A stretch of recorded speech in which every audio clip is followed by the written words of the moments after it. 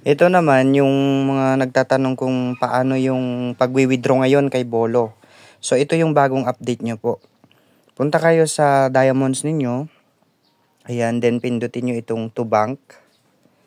Ayan. Then piliin nyo yung Philippines. Ayan, since Philippines.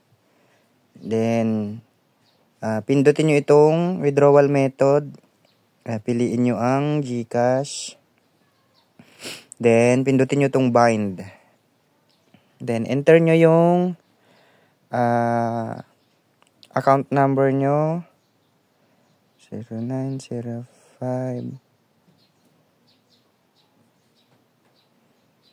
Yan yung GCash number natin. Tapos, yung username. Yan, yung username po dyan ay yung name nyo sa GCash.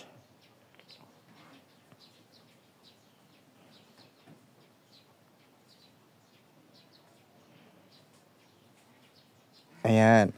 Then, yung phone number nyo, yun ulit, yung GCash number nyo.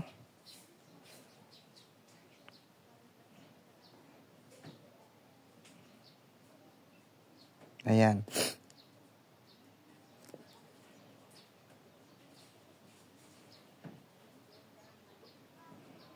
Then, yung email address.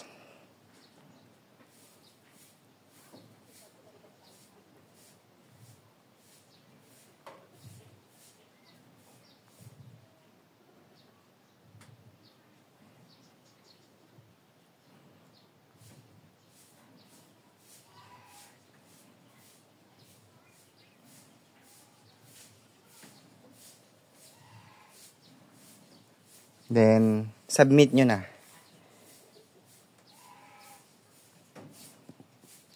Ayan. Okay na. Then, pwede na kayong mag-withdraw ng any amount kung magkano na yung available ninyo.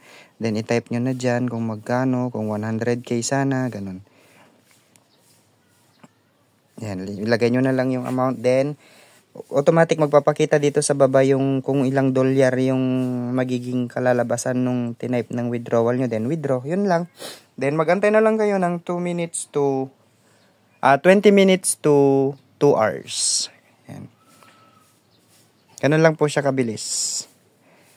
Pag nakabind na po kayo ng number, automatic magpapakita na yung unbound. Huwag nyo nang pipindutin yan. Pag in-unbound nyo na kasi yan, automatic magta-type na naman kayo ng ibang number. Ganun lang.